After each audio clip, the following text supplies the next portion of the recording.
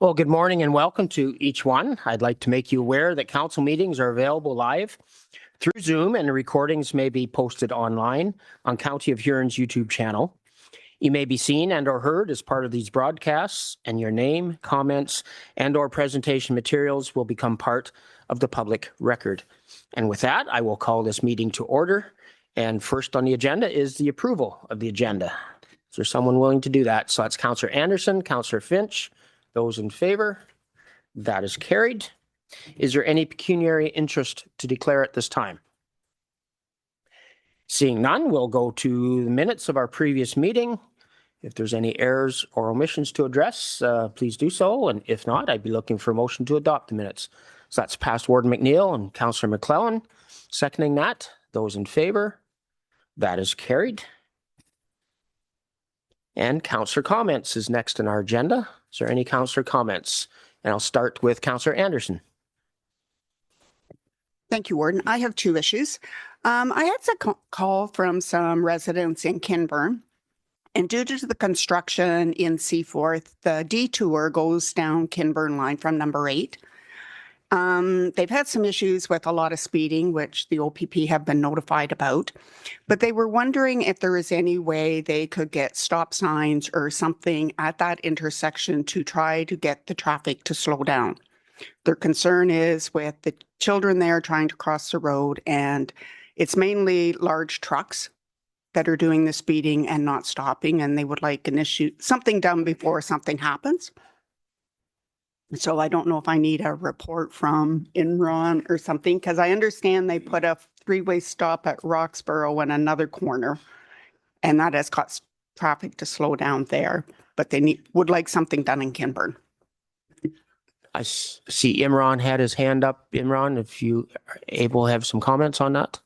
Yeah, thank you, Mr. Warren. Through you. Yeah, we can certainly take a look. It's a common comment we receive around this time when construction starts. So we'll take a look at that intersection and see what can be done. I don't want to promise a stop sign right now, but we'll take a look at whatever traffic calming measures we can take.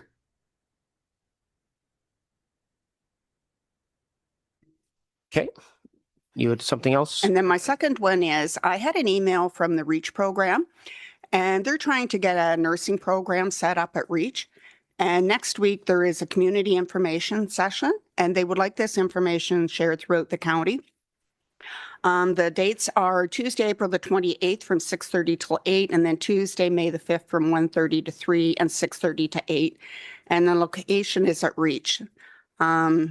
They're trying to get this nursing program here to help with some of the shortfall that they have at long-term cares and the local hospitals. So if people could please spread the word.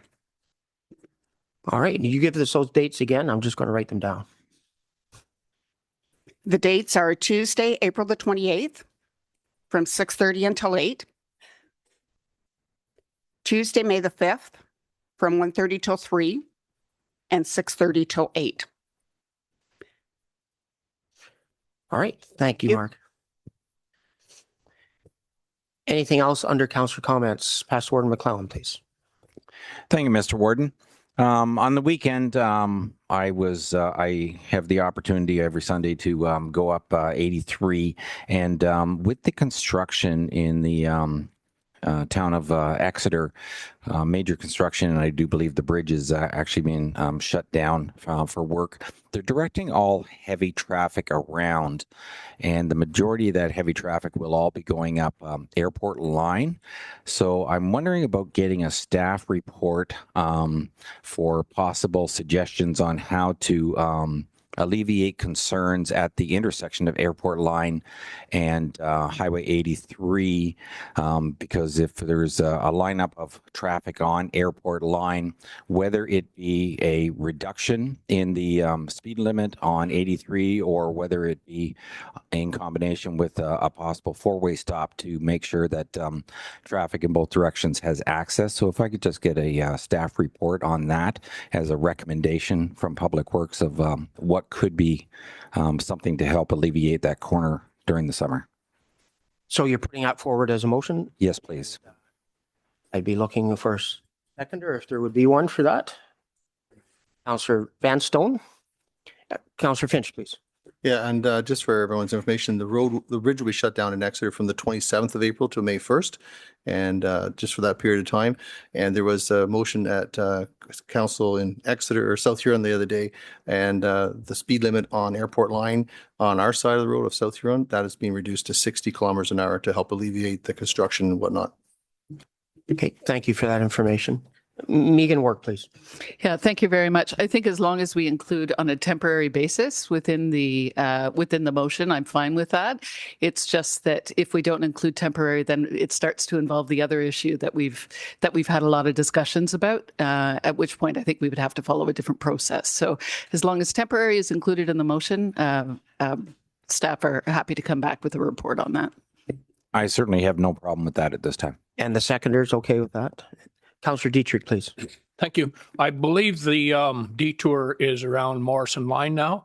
It wasn't put on Airport Line because of the anticipation of the roundabout going in, so they wanted to keep the traffic off airport. So I think it's on Morrison, the detour. Thank you.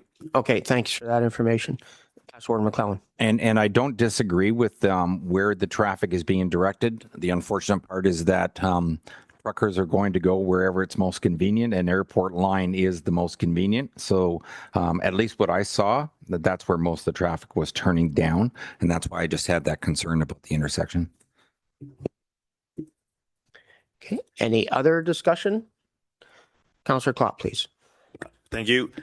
Yeah, just a comment. Last week we did the budget there, and there was a fair comment made about having trouble supporting the budget because of the costs of the cuts. But I just want to, so it got me thinking. I want to be clear. I think that the issue that I supported anyways was it's not about there is costs, but it's about what we're actually leaving in the pockets of the community, of the people. Councillor Klopp, could I just interrupt and ask, could we actually deal with that motion? I it's thought presented? there was a motion, but then you asked comments. Yeah. Right. I really want to deal with that motion that's very specific and temporary in its nature. So anything else? I'm going to call that question. Those that would be in favor of that motion for staff report. And that motion is carried. Thank you.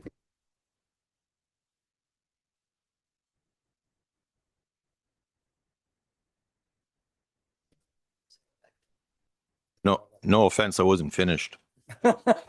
Okay. And you didn't, yeah, I thought there was a motion there, but anyway, bottom line was, I'll finish off where I was at. The $3 million, I think it's important to note that puts in real terms, if you look back at our budgets down, because that's where it comes from, ranges from like $270,000 in Goderich that stays in people's hands. In Blue Water, it's over $570,000 and it ranges down to $150,000. And that's year over year that we keep people's money in people's pockets. And that, I think, needs to be reminded of what we're trying to do, and keep it in context of that. We still have in the planning department $1.8 million that is supposed to be coming out of actual the registration of forms that people fill out. And we do need to get at that. That ranges anywhere from $163,000 to the taxpayers of Goderich up to as high in Blue Water $324,000. And that's year after year. And the legislation actually says it's supposed to be covered. So I think we've got more work to do and how we can do things. But I think that I just wanted to get that on the record. Okay. I am going to move on to the consent agenda right now. And if there's anything on that consent agenda that anybody wants to speak to, by all means, make us aware of that. And if there is not, then I'd be looking for a motion to receive the consent agendas. So that is Councillor Becker, Councillor Goderich seconding that. Those in favor? That is carried. And under social and property services, we have Jamie and Aaron with us, and the Canadian Alliance to End Homelessness, the Build for Zero participation agreement. And ladies, when you're ready, you go ahead. Morning, everyone. Through you, Warden Heffer, we are bringing forward the report, excuse me, to recommend the county's participation in the Built for Zero initiative. Built for Zero is a national initiative led by the Canadian Alliance to End Homelessness, aimed at ending chronic homelessness. It helps communities use real-time, person-specific data and coordinated access to drive better outcomes, ultimately reducing chronic homelessness. Huron County has already made great progress in strengthening our homelessness response. We've implemented a by name list and are using coordinated access. So joining Built for Zero is a natural next step to build on that work in a more structured and supported way. Participation gives us access to a national framework, along with technical support, training, and a network of peer communities. It will help us strengthen how we use our data, improve prioritization and system performance, and it may also open up additional funding opportunities. There are currently 25 service managers and DSABs across Ontario that participate in the Built for Zero initiative. If approved, Huron County will be joining nearby communities like London and Stratford, Perth, St. Mary's in working toward ending chronic homelessness in our region. Participating communities commit to ongoing data reporting, regular case conferencing, and continued collaboration with community partners. This work will continue to be led by our homelessness team through our existing tables and partnerships. There is a small annual fee that will be covered through provincial funding. And participation in the Built for Zero initiative supports a coordinated and measurable approach to addressing chronic homelessness in Huron County. And Aaron and I are happy to take any questions about the report. Thank you, Jamie. Going to go to council if there is any specific questions rising from the report. I'm not seeing any questions, so I'd be looking for a motion if someone would be willing. So Councillor Finch to receive the report and enter into the agreement. And Past Warden McClellan seconding that. Those in favor? That is carried. Thank you so much.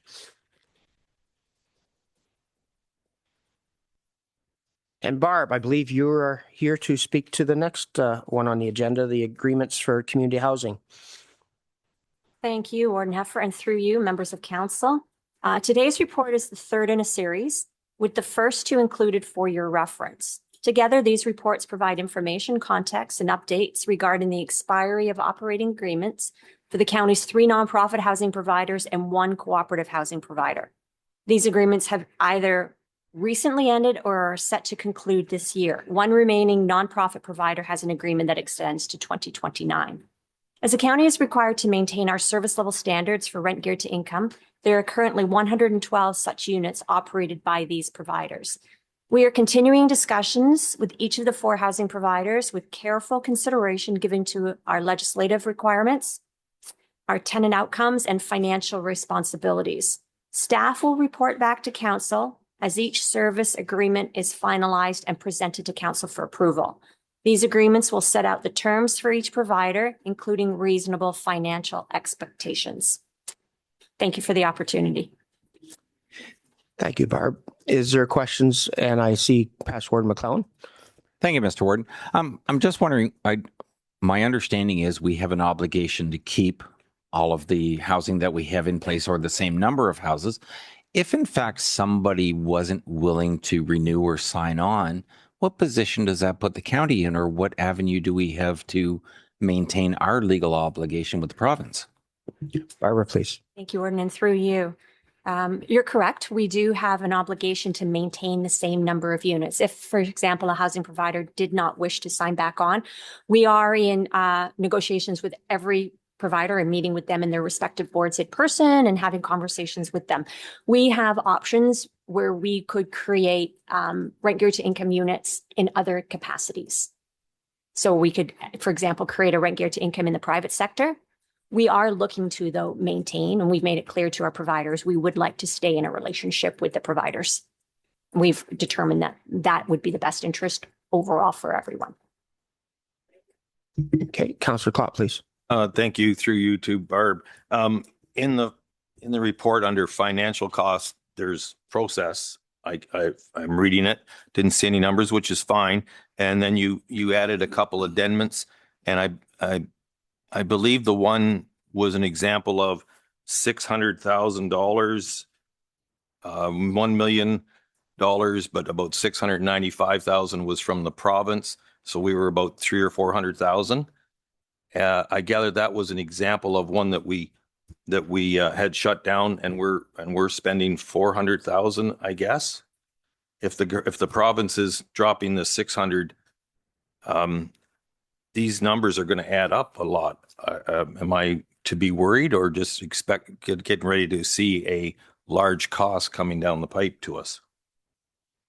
Barbara. Yeah, through you, Warden.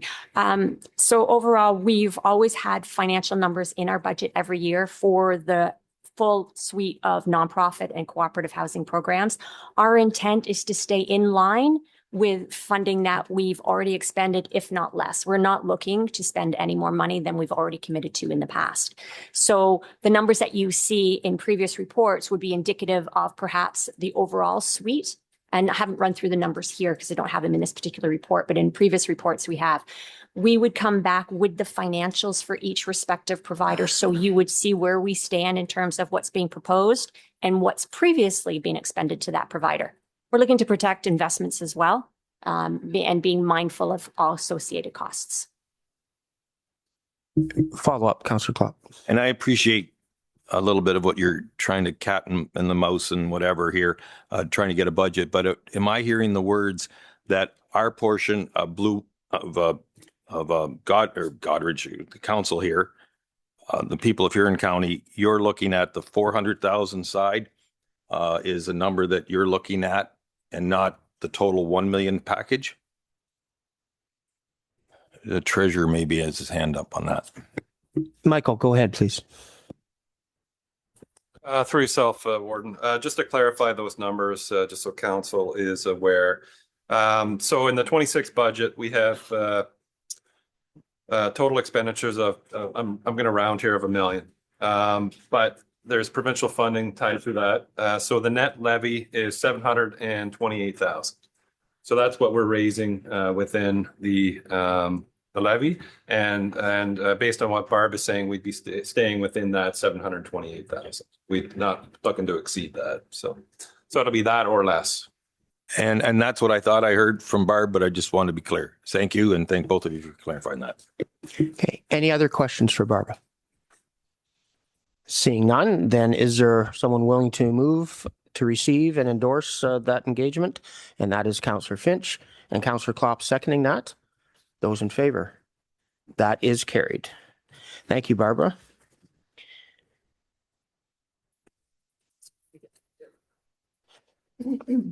And Jeff Kerslake is going to be joining us virtually, and he is going to be available for questions if we have any regarding the window and door replacements in the housing units as described in the report. Councillor Anderson, please. Thank you, Warden. I did see in the report that it is 6 apartment buildings that we're doing, but how many units is that? Jeff, is that something you have close at hand? Yes, through you, Warden. Thanks for the question. Not exact numbers, but in the area, about 145 units being affected by this upgrade. Okay, thank you. Any other questions for Jeff? And I'd be looking for a motion to receive the report and award the tender. And that's Councillor Harding, Councillor Becker. Those in favor? That is carried. Thank you, Jeff. Jeff is available for questions regarding the purchase of ambulances. Is there any questions for Jeff on his report? And again, is there someone willing to make that motion? Councillor McLeod, you have some comments? Thank you, Mr. Warden. Through you to Jeff. Jeff, how long does it take then once you receive the ambulance for it to be shipped out and the other equipment installed in the back? Through you, Mr. Warden. Generally, once the unit comes off the line, they ship direct to us within a couple weeks of the unit being finished on the line. So once we receive it in Huron County, there are a few things that we have to do. they are coming striped now or deckled now, which was previously we had to do. So there's some other installation that we have to do. Electrical safety has to be done locally. We have to have the provincial dispatch radio installed, and that takes it out of the old unit, installs it in the new unit. Our GPS, our mapping system, that there's that kind of stuff. So depending on scheduling, that can take a couple weeks, depending on those contractors we have to bring in to do that work. And then once we have all that work done, it literally takes us a day to properly stock it and put it on the road. But it's usually anywhere from 2 weeks to about a month once we receive it in the county, and then it's on the road. Okay, any other questions for Jeff? Seeing no more questions, is there someone willing to receive the reports and approve the purchases? Past Warden Ginn, seconded by Councillor Heffer. Those in favor? That is carried. And an agreement on the Brussels paramedic base. Again, Jeff is available for questions if council would have questions of Jeff. I'm not seeing, oh, Councillor Klopp, go ahead. Just more clarification. In reading it, we're looking at somewhere over $1 million. And how many bays was added there at Brussels? Through you, Mr. Warden, there's 2 single drive-through bays, small crew quarters, and an office, and the washrooms, obviously. So it's, yeah, two ambulances can fit into that building. And the reason I'm going to support the motion, I think it was a good idea about working together. It just ties in back with our conversations about needing ambulances in the Seaforth area, and clearly you can get the job done for a lot less than $7 or $8 million, and it's something we need to keep in mind. Thank you. Any other questions for Jeff on this report? Is there someone willing to receive the report and approve the agreement? Councillor Bazinet, Councillor McClellan, those in favor, that is carried. We're getting to Public Works and some reports here. And just to put the Public Works staff on notice, Imran had to leave the meeting. So if there is questions, I'd be looking in your direction for answers if any arise. So you've been forewarned. Starting with the tender results. And is there any questions on the tender results for County Road 17 paving, culverts, and guide rails? If there's no questions, can I have someone to put forward that motion? And that's Councillor Finch and Councillor Anderson seconding that. Those in favor? That is carried. Award for tender on the latex traffic paint. Is there any? Okay, if there's questions, that'll go towards Andrew, and Past Warden McClellan, please. Thank you, Mr. Warden. When I was going through this, I was just wondering, every now and then you'll see on sections of the 401 where they do a whole bunch of different paints and they let them run because that's massive traffic compared to any of our roads to determine which ones stand up the best. Does the province share that kind of information with us, or do we just pick what we think is the best on our own? I'm just curious if we have that knowledge also. Andrew, can you satisfy the curiosity in the room? Through the warden, that's a great question. We don't get it shared with us directly, but I can certainly find out. I'm aware exactly what you're talking about, sections where there's stripes, but we can look into that and get an answer for you. Thanks, Andrew. Any other questions? If there is no further questions, is someone willing to receive and approve this report? Councillor Dietrich, Past Warden McNeil, those in favor? That is carried.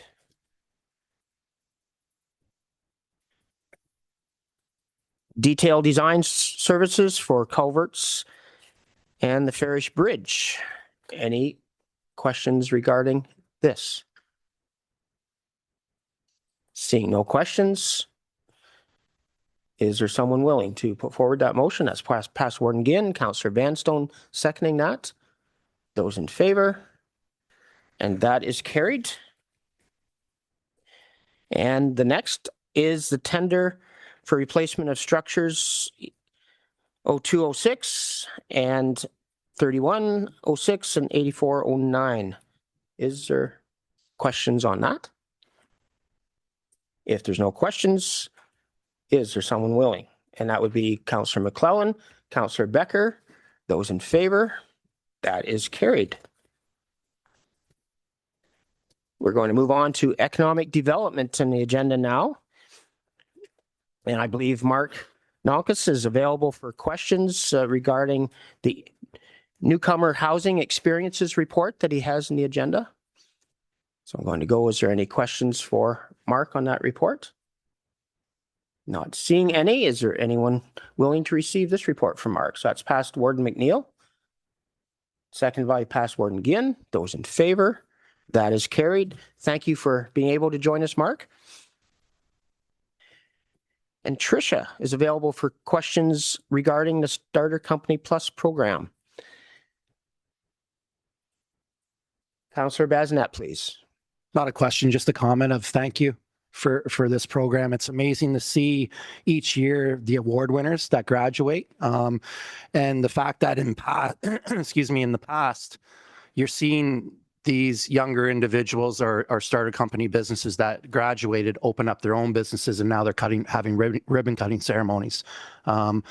I'll use Sydney Pollock, for example, here in the town of Blake Street Bakery. I believe she's a past graduate, and you look at her business on West Street here in the town of Goderich, and it's just fantastic. And the individuals that graduated for this year's program, you know, I see the same thing happening with them because of this the company program that you offer. So I think it's important to move forward with this program, obviously, as well, and hopefully we continue to do so and continue to support it the way that we do. So thank you for all your work. Okay, any other questions or comments for Trish? So Trish, again, I just want to echo some of those comments. The wrap up the other day, there was a lot of good energy in that room and a lot of excited young people that are starting businesses in Huron County. Pretty exciting to be able to witness that, and we certainly wish them well as they look like they're already set for succeeding in their businesses. So good work, good program.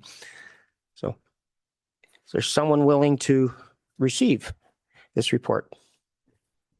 Councillor Harding, Councillor Bazinet seconding that. Those in favor? That is carried. Thank you, Trish. And Brittany is available for the next one, the execution of the Small Business Enterprise Center. Is there any questions for Brittany on this report? If not, I'd be looking for someone to receive and approve entering into that agreement. That's Councillor Bazinet, past Warden Ginn. Those in favor? That is carried. Thank you, Brittany. Under administration policies and other issues, we are looking at the Clean Water Project Committee recommendations, and Sandra and Susan are available for questions. And of course, we have two reps there that would be available as well. So is there any questions on that report? Seeing none, then I would be, again, looking for a motion to receive the report. That's Councillor McClellan. Councillor Vanstone seconds that. Those in favor? That is carried.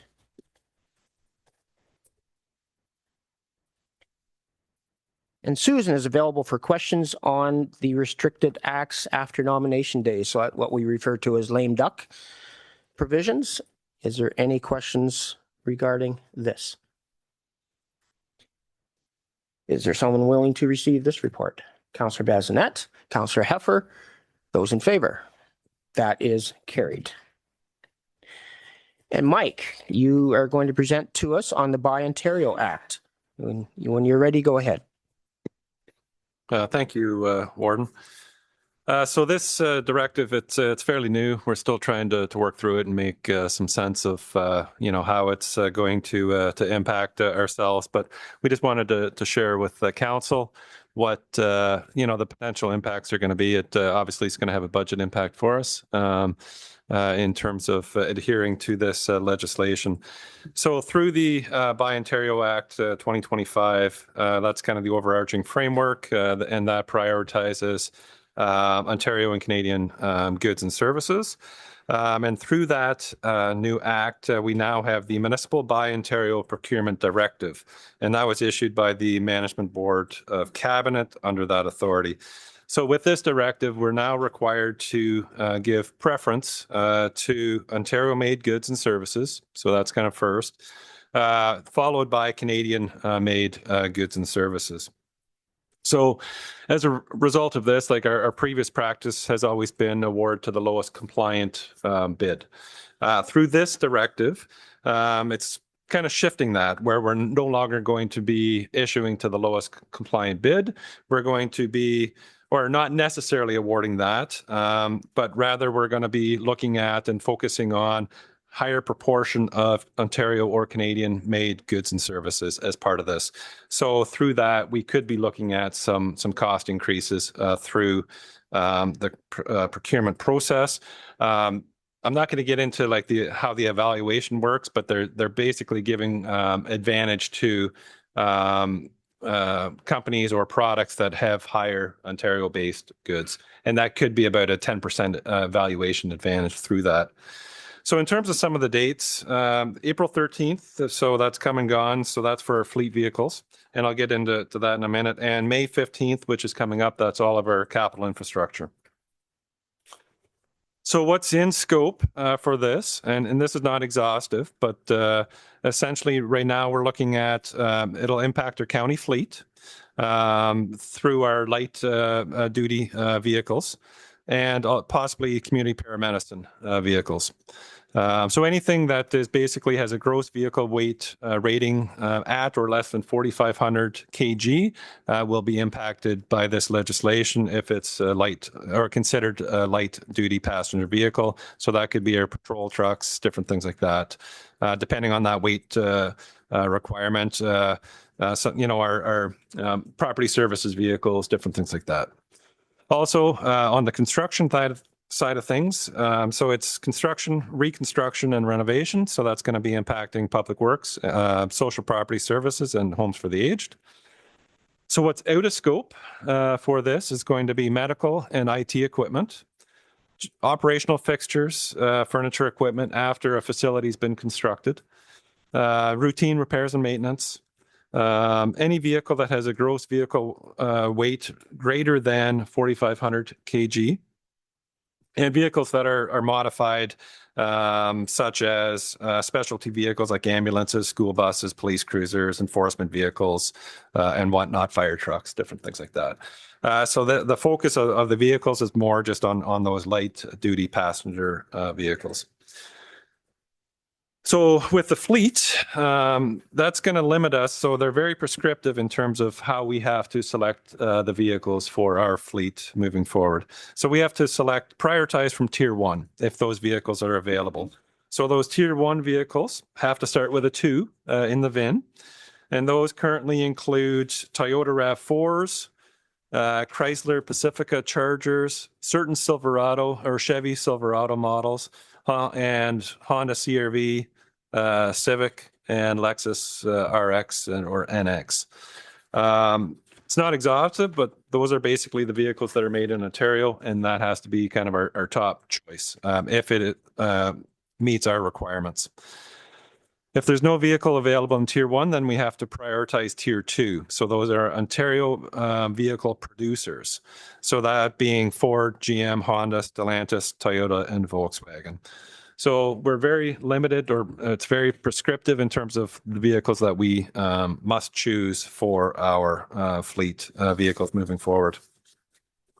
On the construction side of things, going forward, all of our suppliers or bidders through our procurement, they're going to have to supply us with domestic supply chain plans, and that will detail their level or their percentage of Ontario-made goods and services or Canadian-made goods and services and whatnot. So they're going to, as part of our tender documents, we're going to have to list out all the major goods and services that are going to be part of that award.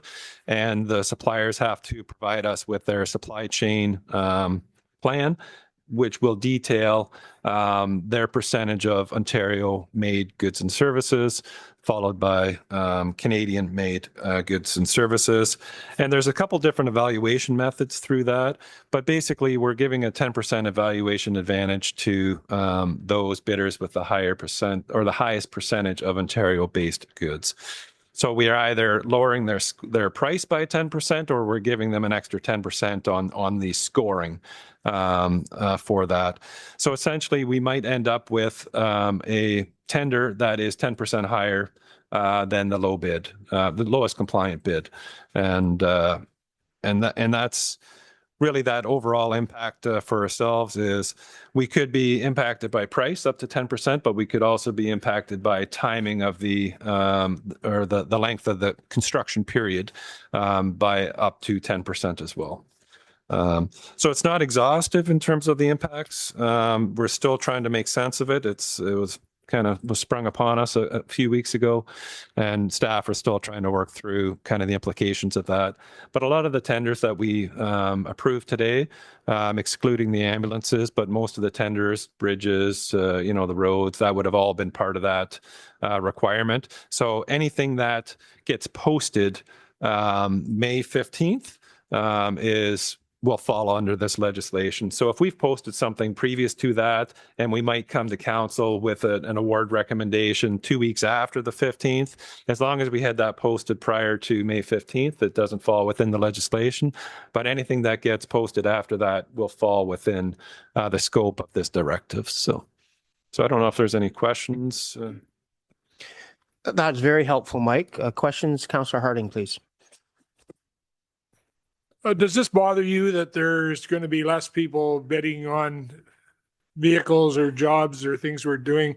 I know in the past we've had councillors bring up the fact that we should buy trucks locally and things like that. And are you concerned about this legislation that ties our hands a bit?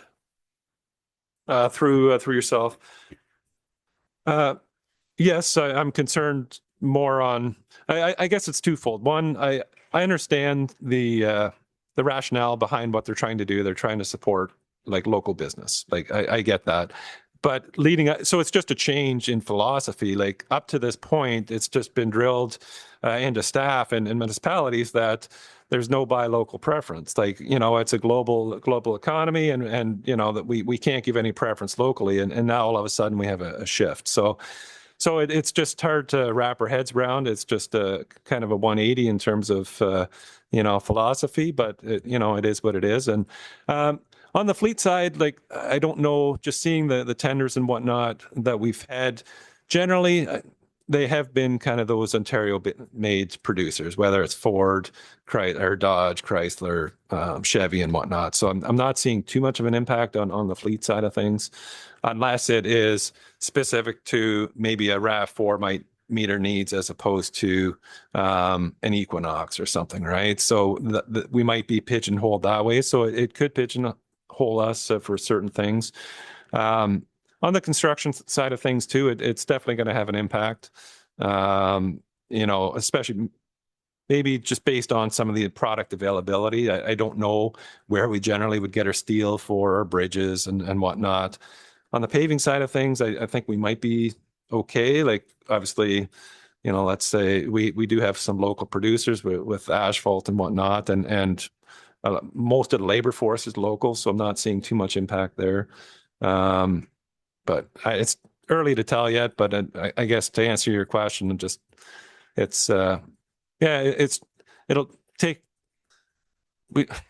just hard to wrap our head around that change in philosophy. But thank you, Mike. Councillor Klopp. Oh, sorry.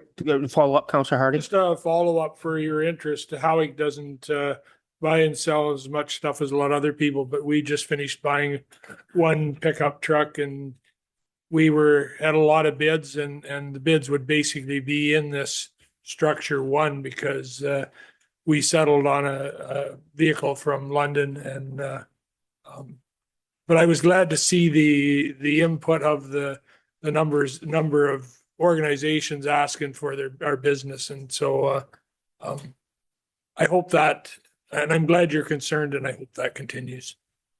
Thank you. Councillor Klopp, please. Thank you. I will not, the comments from the treasurer are important to try to show us the concerns.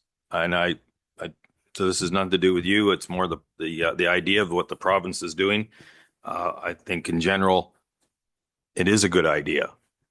What I'm concerned about, and time will tell, and I think we need to, as our job here is the red tape of this. It was presented to council the other night, and there's all those fine words about what is a steal, where is this and where is that coming from, and that is going to put definitely more work on staff.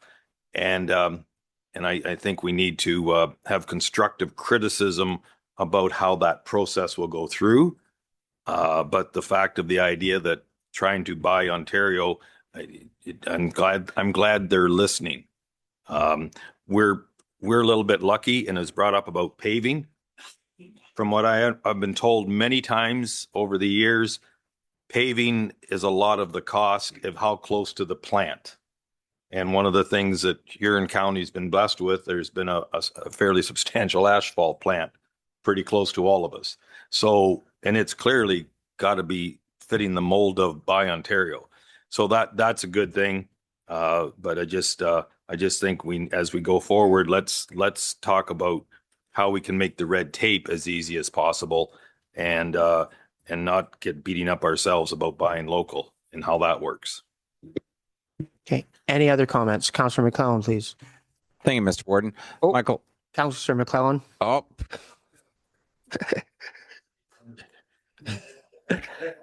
Thank you, Mr. Warden. And through you to Mike. Mike, is there any sort of, is it self-regulated or any sort of oversight over this? Because this could be quite a job for you too, trying to pick and choose through stuff. And obviously suppliers are going to know this as well. So just interested in that. Thank you. Through yourself. In terms of the oversight from the province, they say they may be requiring some reporting. So we do have to track the procurement that falls under this, and we will probably have to do some reporting at some point. In terms of policing the vendors and the suppliers, the message that I heard through some webinars was we have to take the suppliers at their word in terms of their locally made content or the percentages. It would be difficult for us to audit that. So it's more, there is somewhat of an honor-based system there. We have to provide kind of the template for the supply plan as part of our tender documents, and then the information we kind of have to trust the vendors on that, whether or not they're truthful in their reporting back to us as part of their bids. So. Okay, past Warden McClellan. Thank you, Mr. Warden. Michael, I appreciate the fact that you're still trying to work through all the documentation to figure out the yays and nays on everything. We've done contracts for the federal government, and for decades, they've always had a policy where if over a certain percentage of the product was Canadian produced, the number on the bid, they would take 10% off that to use as the comparison. But you said in tier 1 that you listed a few items and you said we must. So no matter what the difference is, we must purchase those, or we can still, if it's outside of that 10%, we still have the option to go where we choose to, or do we know that answer as of yet?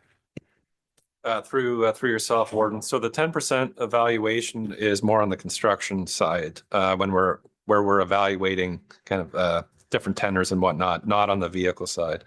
So on the vehicle side, it's more prescriptive than that. I think if it's going to cost more than 25%, we might not have to follow the requirements. And what I wasn't clear on is if it exceeded our budget. So there might be, and the presenters for the webinars that I was sitting on, they weren't as clear in their response when it was asked, well, what if it exceeds the budget? And the response was, then you would just follow your normal procurement methods. Like, how would you normally deal with a budget overage?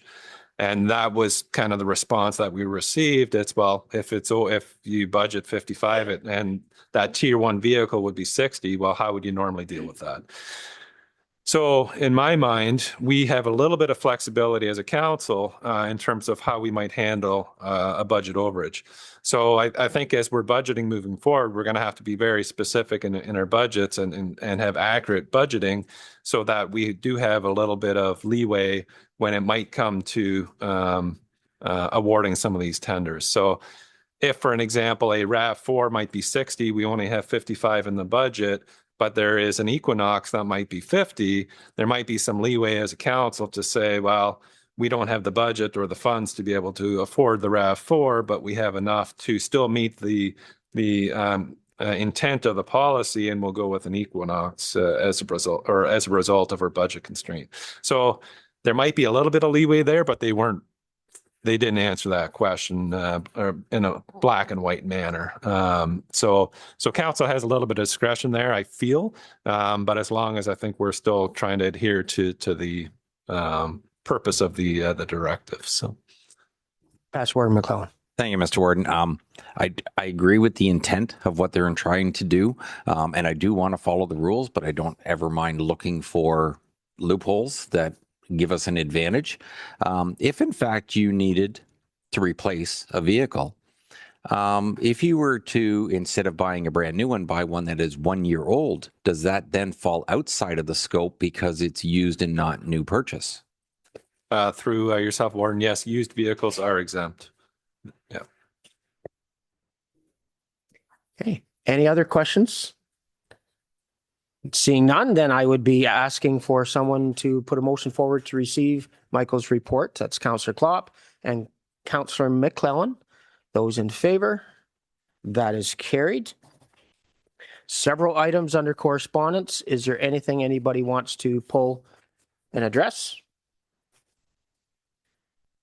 If not, then I'd be looking for motion to receive. That's Councillor Bazinet. Councillor Vanstone seconds that. Those in favor? That is carried.